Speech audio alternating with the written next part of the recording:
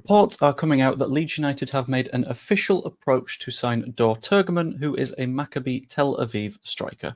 That's the very basics of the news, and the news that you've likely heard, even potentially from me over on Jer's channel. But a lot of what I didn't dive into is more about who Dor Turgeman is and why this is a potentially fairly big deal for Leeds United. So, in this video, I'm going to talk through who Dor Turgeman is, who I've been talking to about this guy, because I've been using actual sources and reaching out to people and everything. It's great. And a little bit more about what he would add to Leeds United. First up, who exactly is Dor Turgeman? He is an Israeli centre-forward currently playing for Maccabi Tel Aviv in the Israeli Premier Division. I can't quite remember the name of the league. Sorry about that one. But he's got plenty of goals and assists. He's currently at 13, I believe, across the season so far, which is a hell of a lot. And the specific phrasing that someone used for him, that I'm going to have to pick out just to make sure that everything is completely fine, is that he has been described as the hottest player in the league.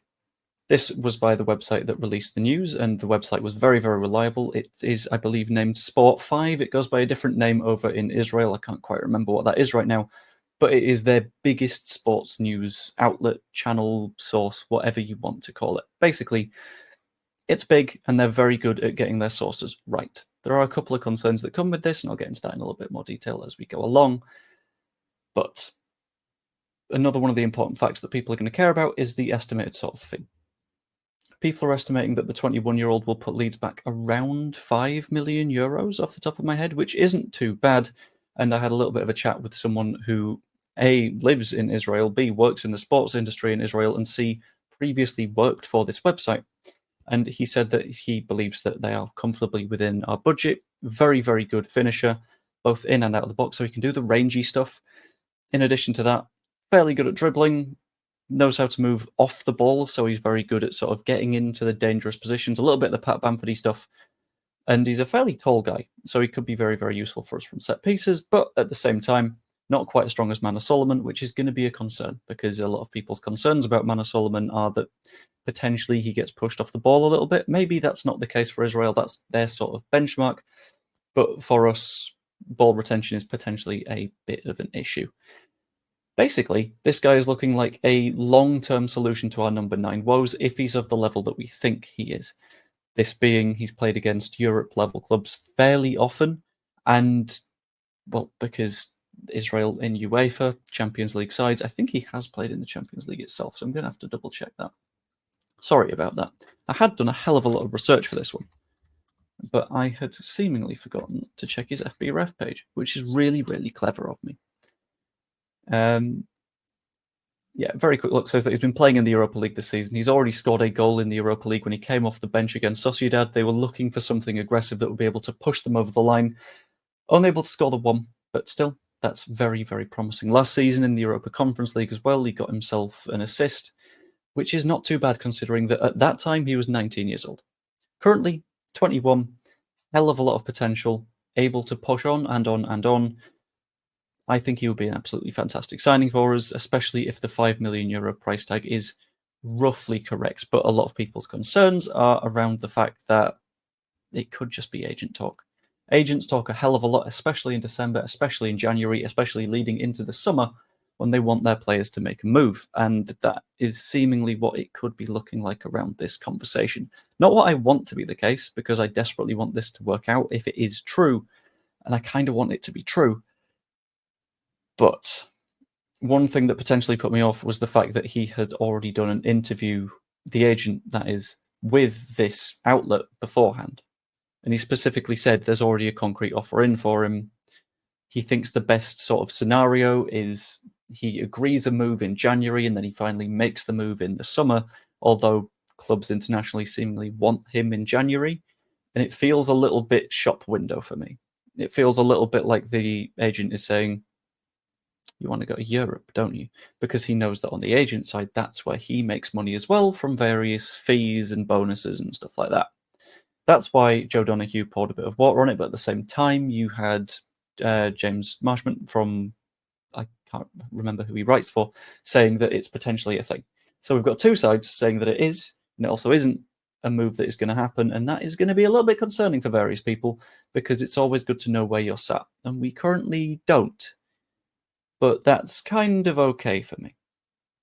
I wouldn't mind us trying to sign this guy. Everything I've seen of him says that he's very, very promising, very good, pointing in the right sort of general direction, and would rip up the Championship. I think he'd do reasonably well in the Premier League as well, from what I've seen of him. I've watched a little bit of the guy as well, just to make sure that I had all of my information in place. And I've got no issues with this dude. The potential move that I did have an issue with was everyone saying that we might be signing Mahmoud Jabber as well. That one seems to have come out of absolutely nowhere and does not fit our system, especially when you've had Daniel Farke today saying that, well, Ampadu's back in training and Grove's recovery is going really well. Looking at Jabber is potentially a thing that we would only do if we ended up losing one of those two for like the season. But even then, with Sengi Yavogi, which wouldn't be a problem.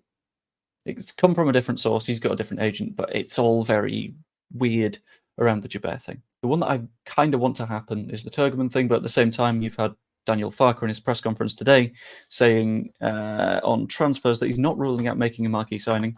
I've taken my notes for the View video that's coming out tomorrow, so it's great. He says there's 8 games before January, and then we'll look at how the situation is. The feeling that I got from that is that he still kind of wants a number 10, because of course you would, because we kind of need a number 10. He also suggested when Ampadu comes in, potentially pushing one of Rothwell and Tanaka up into that role, which is also fantastic. But if the goal isn't a 10 anymore, if we've come through the early part of the season and said Piru doesn't necessarily do the running bit, at the same time Joseph isn't doing the finishing bit, and Bamford isn't necessarily constantly fit, Turgeman is maybe the ideal outlet for that. So that's something that I'm potentially looking at. The idea that he was specifically asked on a 10, and then he went, well, you never know what we need. That says that maybe we might be pointing in the direction of a number 9, which I wouldn't mind at this point. I am of the opinion, as a lot of other people are, that it's probably coming to the end of Patrick Bamford's time at Leeds United. As much as I like the guy, he played reasonably against Blackburn, but we need to be looking a bit younger. He's past the age of 30 now, and if you want someone to do Bamford things, you need to sign someone new. You can't just keep relying on someone whose legs are going to be going in the coming years. I wouldn't suggest a contract renewal, anything like that, but I'm still not one of the people that's actively forcing him out of the door. At the end of the day, signing Turgeman, I think, would be absolutely fantastic for us. I think it would be a real sign of intent, and I don't know whether or not he would immediately come in and rip up the Championship, because you've got a little bit of adaptation time to deal with, but I would definitely hope that he would. And all of that still leads me to a position where I'm thinking, damn, I really just want us to get promoted this season. Either way, hope you enjoyed the video. If you did, pop a like on it. Subscribe if you are new here. That's always really appreciated.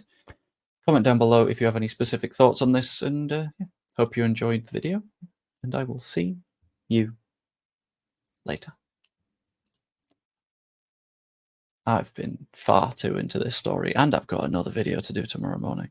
I have no idea how Joe does this. He is broken. He's too good at this. Insanity.